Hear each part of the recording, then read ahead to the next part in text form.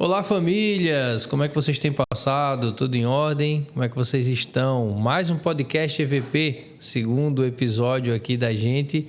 Na primeira ocasião, nós conversamos com a Sandra, nossa diretora, e também com o Flávio, nosso terapeuta. Flávio que atuava aqui com a gente mais centralmente no desenvolvimento do socioemocional, numa das áreas que o socioemocional aqui da escola trabalhava. E hoje eu tenho uma convidada super especial, uma pessoa que está na EVP há pouco tempo, mas já tem se relacionado aí com a história de muita família aqui na escola, com a história de muita gente, e tem sido um ponto de acolhimento central aqui da nossa escola.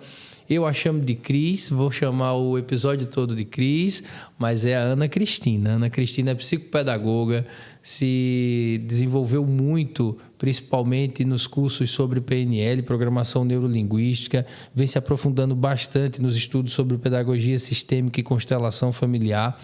Recentemente, a Cris tem se aprofundado, em neurociência clínica e tem sido uma profissional fundamental no acompanhamento acadêmico dos nossos jovens e também, no suporte e no atendimento às famílias. É a nossa psicopedagoga. Boa noite, Cris. Boa noite, Saulo.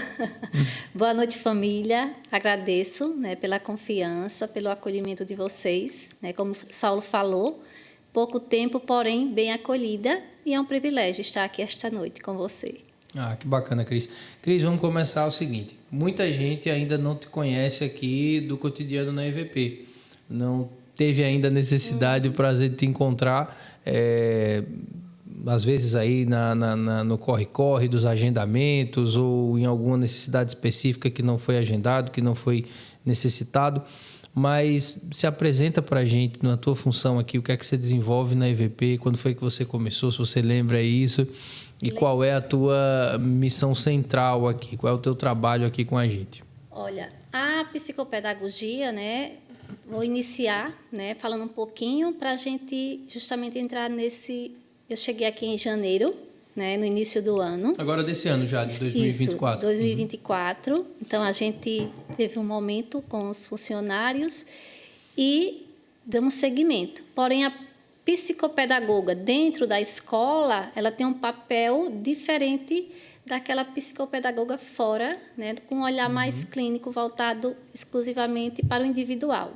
Aqui eu acabo acolhendo todos que estão do portão para dentro e as famílias que a gente acolhe, que a gente convida para adentrar dentro da escola quando você fala do agendamento, E a psicopedagoga institucional tem esse papel de acolher todos, não só o aluno, mas a família, os colaboradores, no geral, e toda a parte metodológica da escola, A filosofia, a gente tem conhecimento, e como eu cheguei aqui faz pouco tempo, estou cada dia mais entrando e conhecendo todo esse processo da Escola EVP.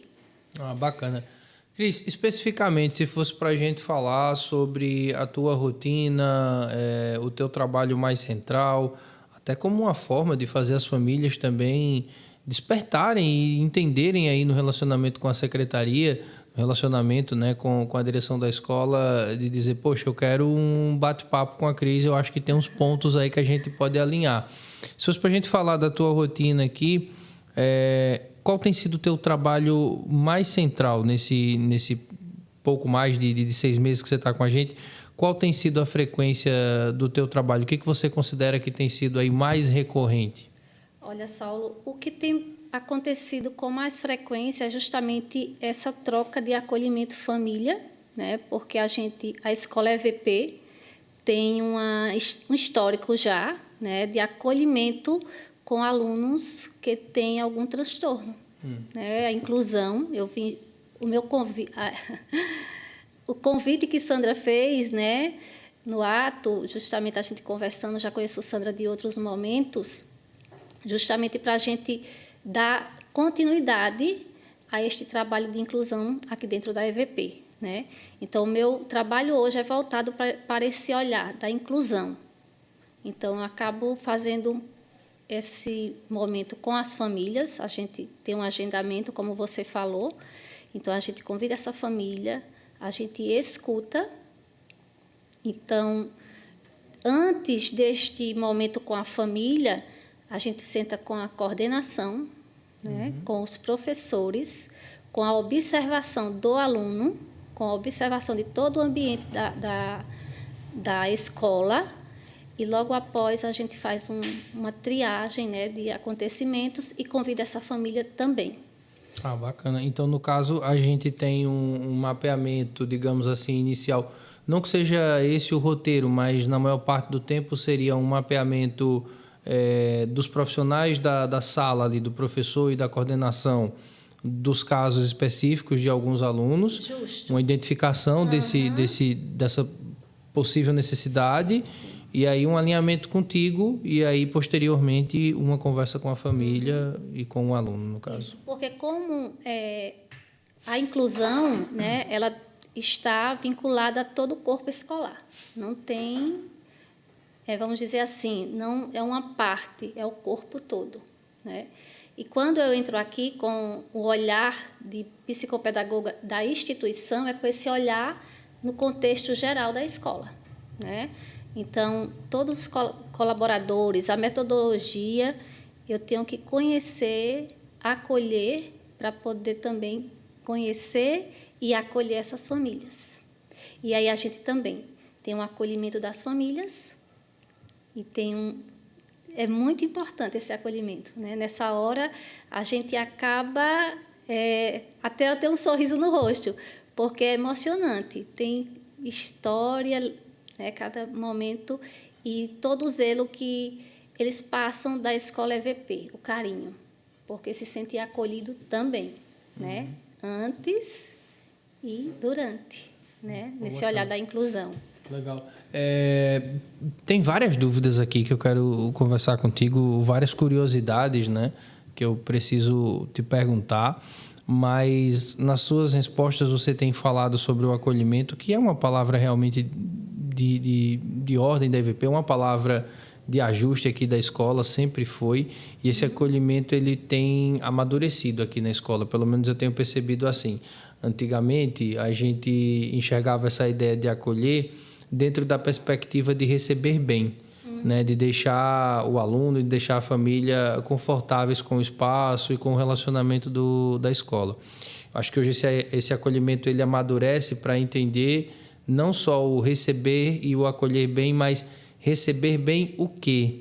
E como acolher a partir de você entender a necessidade daquele aluno, daquela família, daquela aluna. Eu acho que tem muito caso, né, Cris, de pessoas que passaram pela educação ou que passam pela educação e que, se tivessem tido um olhar com a psicopedagoga, com um profissional dessa área, teriam tido um desenvolvimento diferente na trajetória escolar, né? Ou podem ajustar isso de uma forma melhor, né? Isso. Saulo, a palavra acolhimento é a correta, né? Então, a gente primeiro acolhe.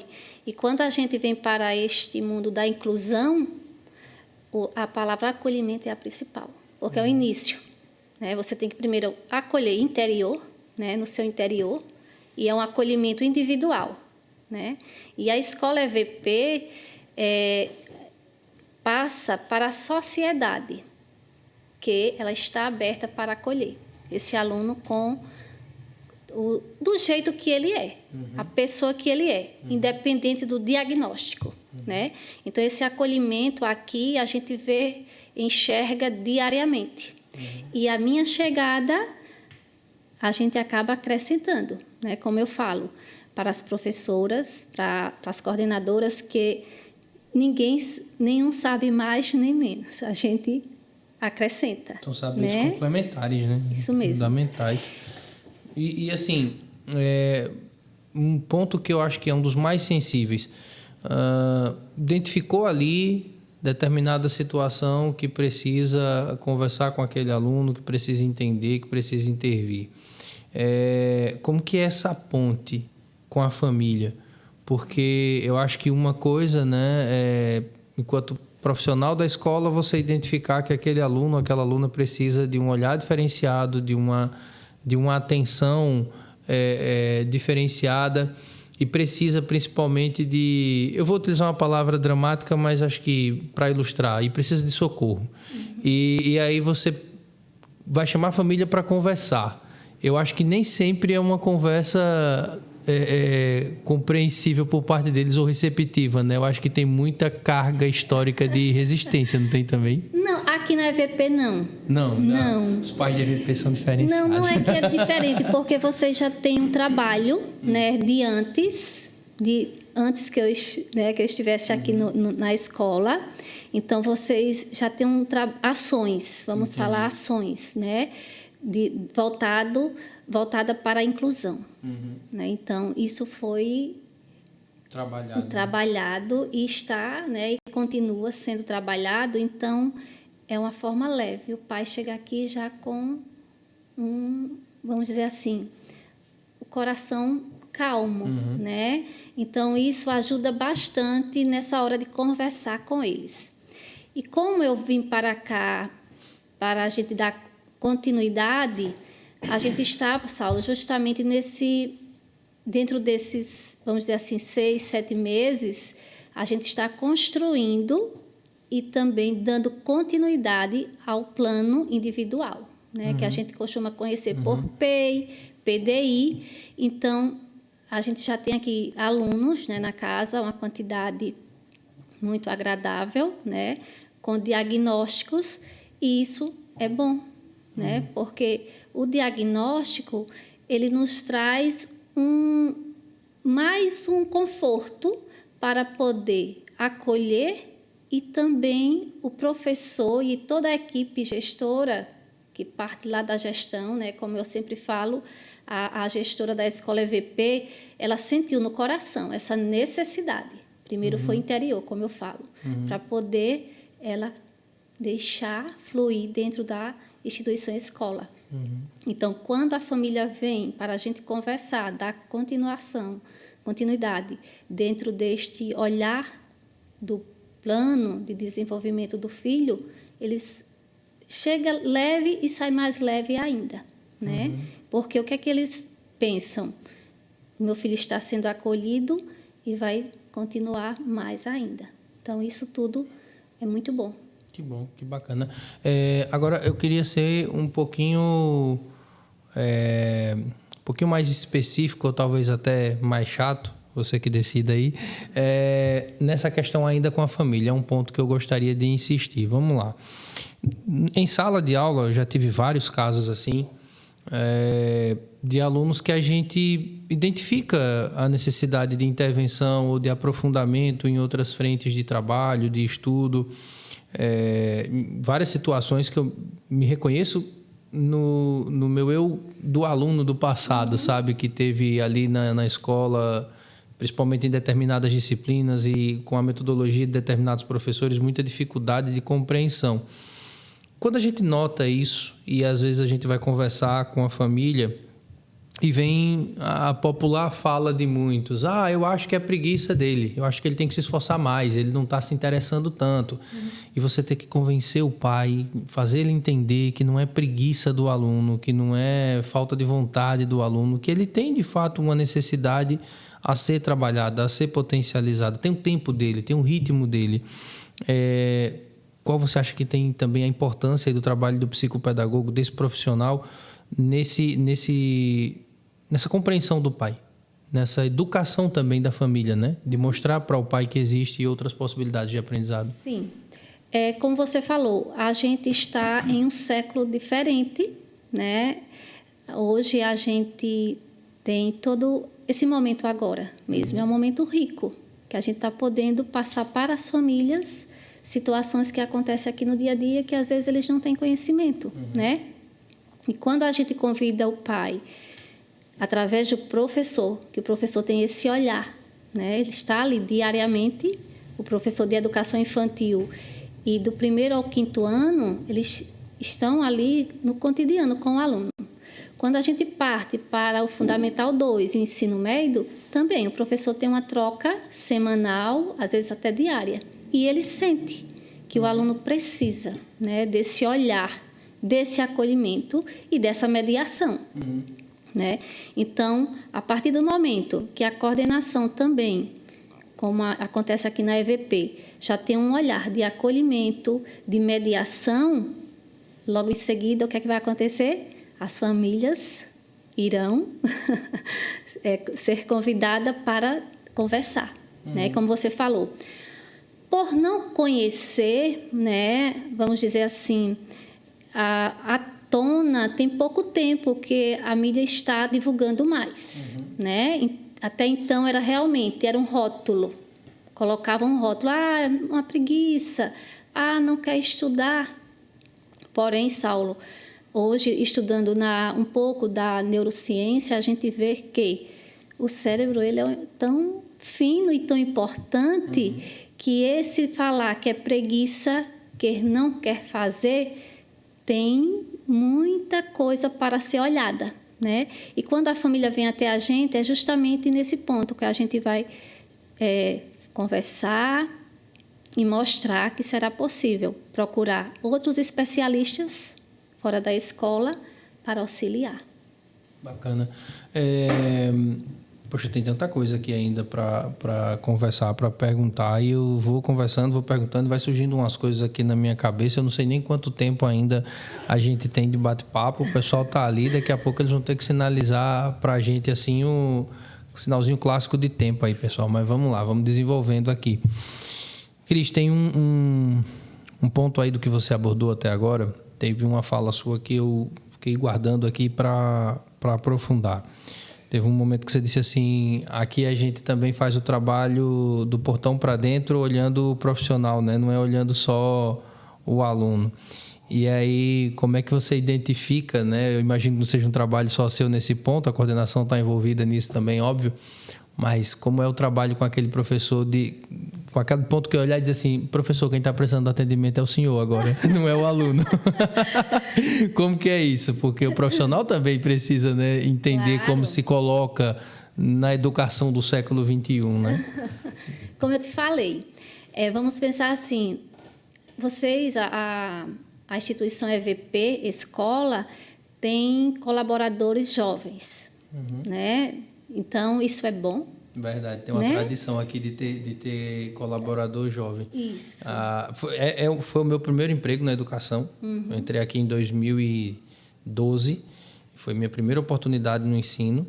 E Sandra já tinha feito essa oferta para vários outros profissionais também e continua até hoje. Isso tem seus bônus, né, e seus ônus, e você estava nesse ponto. Mas é verdade, é uma característica da escola ter profissionais que estão iniciando a carreira. É bom, e também aqueles que já tiveram uma formação em outro século, é importante também, né? Porque traz uma vivência, um conhecimento, recursos e sabedoria, né? Porém, os jovens estão aí. Hoje mesmo as habilidades, né? Vamos dizer assim, habilidades de comunicação. Ela é tão importante quanto qualquer outro conteúdo. Entende? Então, os professores da EVP, eles têm essa disponibilidade de comunicar, né? E quando eles têm essa habilidade de comunicar, ele tem também de comunicação com o aluno, comunicação com as famílias. Estão abertos, né? Então, isso é importante, porque a escola já tem esse acolhimento do professor. Quando eu cheguei aqui, eu senti, né, que vocês têm uma preocupação com o professor. E quando eu cuido do professor, eu escuto, eu cuido, eu acolho, quem sai ganhando? O aluno. Né? Então, esse, vamos dizer assim, esse alinhamento da gestão, coordenação, professor, chega na sala de aula o melhor. Sim. Né? E quando eu ofereço ao meu aluno, quando eu falo aluno, Saulo, é porque todos, independente de qualquer diagnóstico, aqui é tratado como qualquer pessoa. Né? Não tem, vamos dizer assim, eita, esse é... Não. E justamente, quando o professor acolhe o aluno e ele passa o melhor que ele recebe, a família em casa sente, né? E esse retorno volta para a escola. Sim. E quando o aluno sai da escola, quem ganha é a sociedade. É um ciclo virtuoso, né? Justo. E a EVP é referência, né? Porque você sente, desde das meninas da organização aqui, É um sorriso no rosto, é um acolhimento, é uma troca diária. Então, quando eu olho, eu não olho só o aluno, eu acabo sentindo todo o ambiente, né? E vocês passam isso na instituição, que todos estão envolvidos, em sintonia, procurando cada dia acrescentar mais um pouco. E é difícil, às vezes, você equilibrar isso, porque principalmente na educação privada, é uma cultura de muito resultado, de muita exigência de resultado, sobretudo no ensino médio, né? De muita pressão por nota, por aprovações, por simulados. E tudo isso é importante, tudo isso faz parte do contexto da educação, tudo isso é necessário, tudo isso mostra como a educação pode colaborar na vida daquele jovem para desenvolver uma habilidade, um conhecimento específico. Mas a gente está também envolto numa série de debates sobre saúde mental, sobre... Você falou agora da comunicação, né? Não faz sentido ter um aluno, uma aluna que gabarita a prova, que tira notas excelentes, mas que não consegue falar em sala diante dos colegas, né? É uma coisa que precisa ser observada também, né, Cris? Justamente, Saulo. E pelo um bom tempo, tá? Aquele aluno que era quietinho era bom. Sim, entende? Sim. Não dava trabalho, ficava quietinho ali e acabava, às vezes, o professor achando que estava tudo bem. Hoje o olhar é bem né? diferente. A coordenação também é o aluno que não dá trabalho. Vamos pensar assim, né? Hoje não. Tem que ter um olhar. Né? Aquele aluno também quieto, calado, ele está transmitindo algo. Né? Então, quando a gente convida a família para a escola, em qualquer contexto, seja quando o aluno já tem um diagnóstico ou quando a gente sente que ele precisa ser mais observado, e quando a família vem, o que é que a gente colhe, Saulo? A rotina, que é tão importante, né? A rotina daquele aluno, daquela pessoa. Então, a gente ali colhe informações, até, vamos falar assim, de uma forma tão rica que a gente acaba ficando mais forte enquanto escola. Porque quando eu acolho a família, que eu escuto, eu faço aquele momento, logo após, em outro momento, sento com o professor e ali a gente conversa e o professor fica mais forte para acolher e passar conteúdos, né, tanto acadêmicos, como também, Saulo, conteúdos voltados para habilidades tanto social, emocional e comunicativa. Né? Se aquele aluno é quietinho, o que é que a escola vai ter que fazer? Uma mediação para que ele se envolva mais.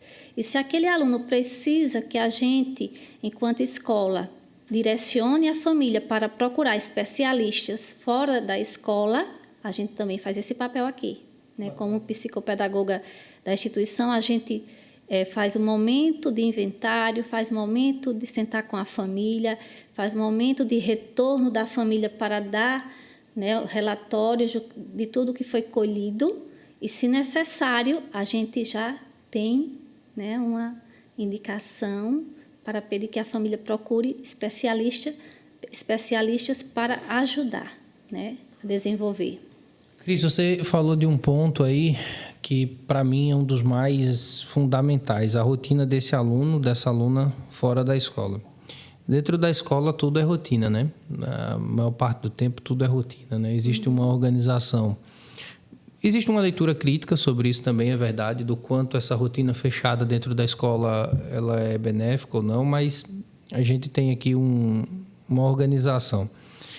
E a gente está num século em que é tudo muito fluido, né? O Bauman, né, que é um sociólogo muito importante, ele joga isso do mundo líquido, das relações líquidas e tudo mais. Então é tudo muito fluido. O tempo também se tornou uma coisa cada vez mais esquisita nessa história. Esses alunos estão com tempos também bem estranhos, né? Fora de escola, né? Em relação à rotina, né? Com horários, com tudo. Porque, por exemplo, para mim é inimaginável um aluno ficar, sei lá, até 1, 2 horas da manhã trocando mensagem ou em rede social qualquer para vir para a escola no outro dia de manhãzinha, 7h30, para estar aqui dentro da sala de aula. E é uma dificuldade das famílias. Por mais que muitas famílias digam que conseguem modular isso, conseguem controlar, conseguem regular, não sei o que e tal, a boa parte não consegue ter essa organização dos horários com o filho.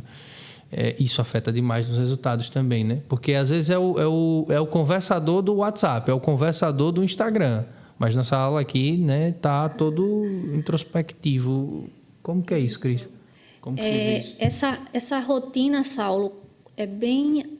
Assim, é uma palavra que a gente tem uma cultura, né, de usar, uma organização, uma previsibilidade, né? Então, a gente, dentro mais ou menos da nossa rotina, está, né, várias situações.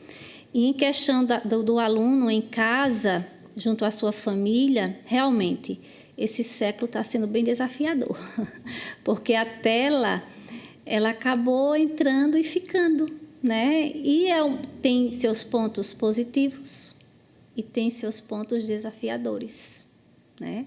Porque do mesmo modo que a tecnologia está para ajudar, se a gente não tiver um certo controle, uma autorregulação, né, no nosso dia a dia, então acaba fugindo um pouco do controle familiar.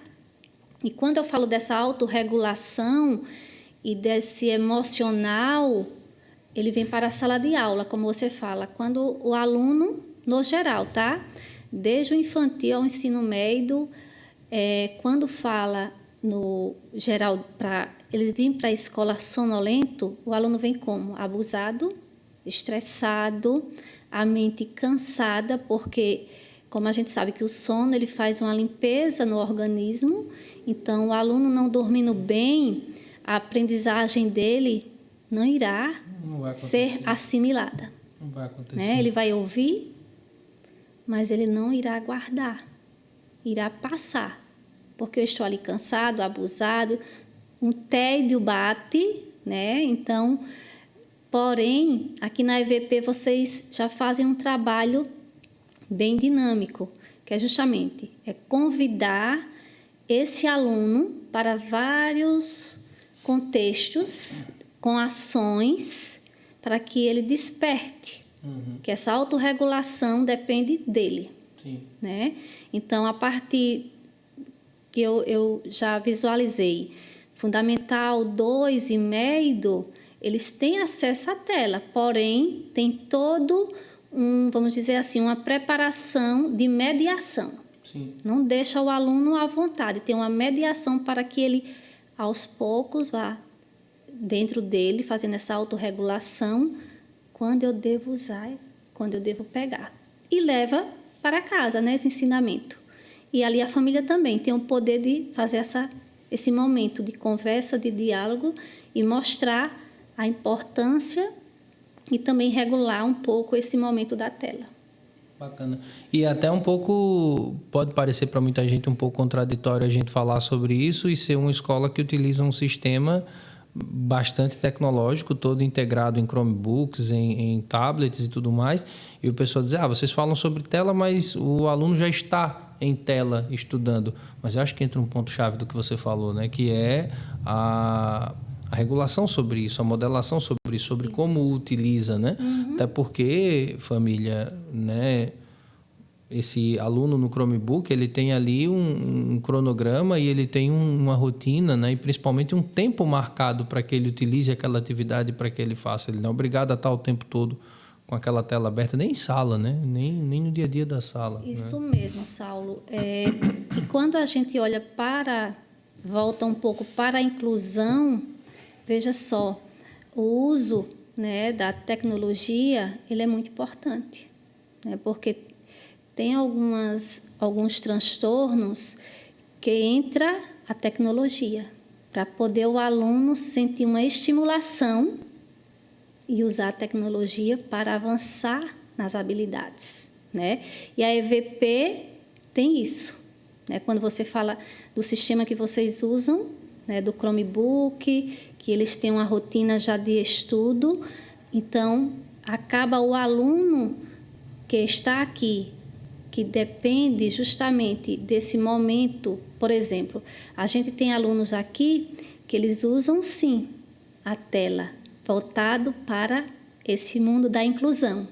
Faz com que ele estimule mais, fique mais estimulado para desenvolver habilidades, seja sensorial ou até mesmo de conteúdos. Então, isso é importante, a tecnologia. Ela é favorável, né? Favorável. Então, a gente tem que ter só o quê? Esse autocontrole. E a família, ela pode, né?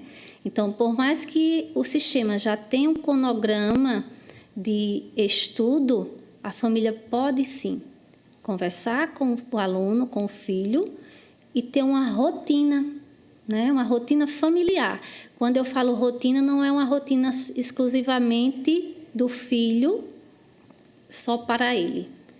Quando a gente fala da rotina, é familiar, porque se ele tem uma previsibilidade de todo um contexto familiar, ele vai aos poucos ali assimilando e aceitando. Não é rápido, viu, família? Não é rápido, não. Mas se hoje não deu certo, amanhã, com certeza, um pouco mais, e assim vai acrescentando. E educação é isso, né? É você trabalhar com aquilo que você falou ontem, mas precisa também repetir hoje, precisa lembrar amanhã, isso. Muitas vezes. Eu percebo, Cris, que há uma... Vou aprofundar isso depois, num outro momento, né? Numa outra situação. Eu tenho curiosidade de fazer um estudo de perfil filosófico e sociológico sobre ser pai no século XXI. E ser pai na faixa etária de 35 até 50 anos. É uma faixa bem específica, mas existe uma dificuldade muito grande do pai dessa faixa etária que foi um filho dos anos 90, que foi uma criança dos anos 90, da plenitude dos anos 90, de se comunicar com o filho dele, né, e de fazer o filho dele entender autoridade, não autoritarismo, né? Disciplina, isso. não uma positiva, não isso, uma rígida. Isso, né? exato. Tem um equilíbrio, exato, né, Saulo? Exato. Porque assim, e como você falou, tem a genética e tem também a epigenética, que, né, chegou e cada dia mais para a gente compreender que a gente pode mudar. Né? Então, esse pai, como você falou, de 35, 40, 50 anos, ele pode aprender. Que Sim. É nesse mundo da inclusão, Saulo, que a gente traz, que a EVP tem todo um acolhimento, né, aqui na sociedade de Arapiraca, que é justamente quando as famílias têm um conhecimento maior daquele diagnóstico, eu trago esse contexto para poder a gente dos desafios, né? Porque tem desafios ser pai e mãe, com certeza, não é fácil. Qual é o desafio? Você melhorar enquanto pai e enquanto mãe. Ou você melhora, ou então você vai dizer, oxi, eu vou ficar parado aqui, estacionado. Não. Eu tenho possibilidade de melhorar a cada dia. Para quem? Para o meu filho. E para o meu filho, o que é que ele vai levar para a sociedade? O melhor de mim. Sim. Né? Cada família, Saulo, dá o melhor que tem. Sim. Com possibilidade de acrescentar, como eu falei, todos os dias um pouquinho mais. Para oferecer para aquele filho ou filhos e eles transmitirem frutos, sementes para uma sociedade que está aí do século XXI, que acaba sendo também um desafio, né? Para a gente poder, vamos dizer assim, cada família dentro da sua realidade, educar e transmitir o melhor, né? De todas as informações que a gente recebe na correria da rotina diária. Bacana.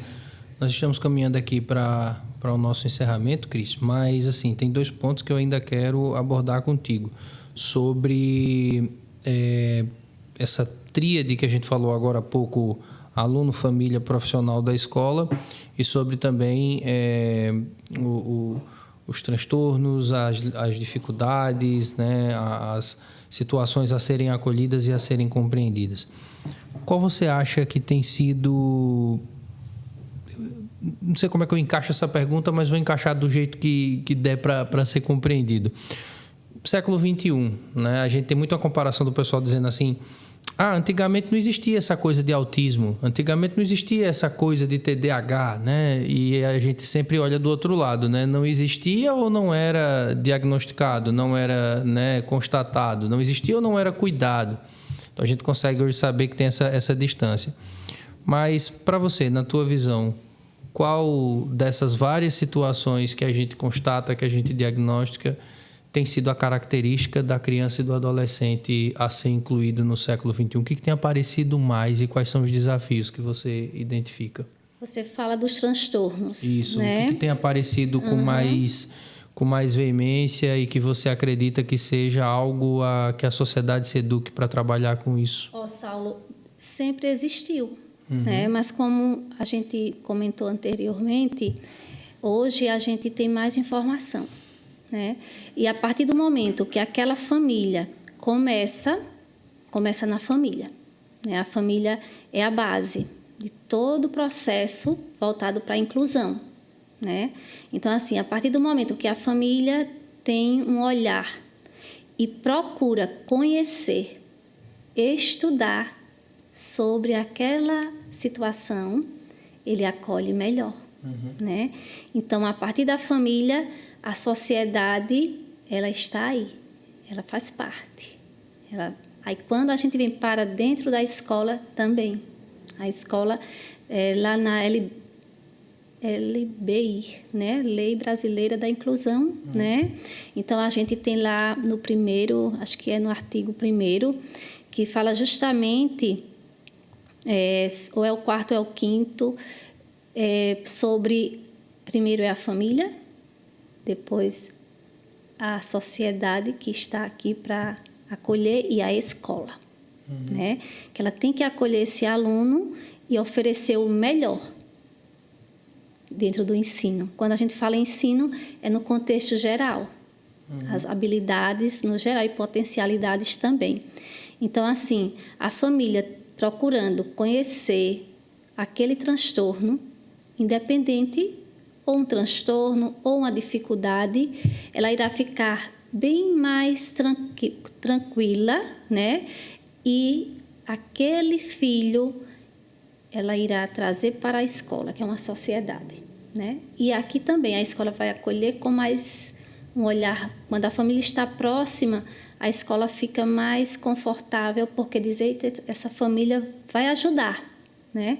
E quando a gente tem, Saulo, uma família que tem profissionais que acompanham este aluno, melhor ainda, né? Porque o profissional também vai nos fornecer, enquanto escola, situações, mediações, para que o professor lá na sala de aula receba aquele aluno com um olhar também de mais conforto, de mais segurança. Então, essa troca, a família está aqui no centro, escola ao lado, especialistas, aqui também todos fazendo essa rede de apoio, quem ganha? O aluno, né? E toda a sociedade ela é corresponsável com a inclusão. E quando eu tenho aqui, dentro da sala de aula, um aluno que ele tem um transtorno, a família, o filho, leva para casa situações que acontecem, né? E é papel da família também acolher e procurar conhecer para ajudar, né? Porque eles estão lá conhecendo, procurando, eita, a criança tem um transtorno, né? Então, vamos conhecer um pouquinho, porque isso é social, não é só meu nem seu. Toda a sociedade faz esse trabalho de inclusão. Bacana. Cris, aluno, professor, família, quem está precisando ser mais educado psicopedagogicamente? Quem está precisando mais de intervenção? Eu vejo assim, Saulo, que não tem, vamos dizer assim, especificar nenhum, né? Não vamos apontar, vamos acrescentar, né? Quando todos dizem assim, eita, eu aceito, e aqui a escola EVP já faz esse trabalho, né? De aprender, de ensinar, de ter conhecimento, de ir atrás, cada inovação que a gestora traz para dentro da escola, porque ela está pensando no contexto geral, né? Nas famílias, nos profissionais que aqui trabalham e na sociedade. Então, eu acredito que a escola EVP já faz um papel muito importante. Ela já acolhe e já faz essas intervenções, viu? A partir do momento que a gente está aqui fazendo esse trabalho de acolhimento, onde já acontece ações dentro da escola. Quando eu falo ações, Saulo, é justamente acomodações. Se você olhar o espaço da EVP, ela acolhe, né? Então, quando, no contexto geral, você chega, entra, sente que é um espaço acolhedor. Então, isso já é acomodação para o aluno que tem transtorno, voltado para a inclusão e todos os outros, né? Quando entro na sala de aula, também a gente sente isso. Então, a família também traz e leva. Então, a gente acaba fazendo esse movimento, né? Circular. Bacana. Cris, só tenho a lhe agradecer por o bate-papo de hoje. Excelente conversa, algo que acrescenta mais ainda para o conteúdo das famílias e para a história aqui de educação da EVP. Te parabenizar pelo trabalho que você vem fazendo aqui na escola, embora não nos encontremos tantas vezes ao longo da semana, né? Eu venho em horários muito restritos e acabo não te encontrando, mas sei da importância, né, da tua atividade. Quero te agradecer por essa conversa de hoje. Maravilhosa. Eu que agradeço, viu, Saulo, pela confiança, né? Então, um sentimento de gratidão mesmo em poder, vamos dizer assim, passar um pouco e aprender também, né? Todos os dias a gente tem essa possibilidade de aprender um pouco mais. Só para de aprender quando a gente, né, não está mais nesse plano, né? Então, assim, eu agradeço de coração, né, por toda a confiança de vocês. E obrigado, famílias. Obrigada mesmo. Bacana, Cris. Família EVP, até a próxima. Em qualquer horário desse daí, tá?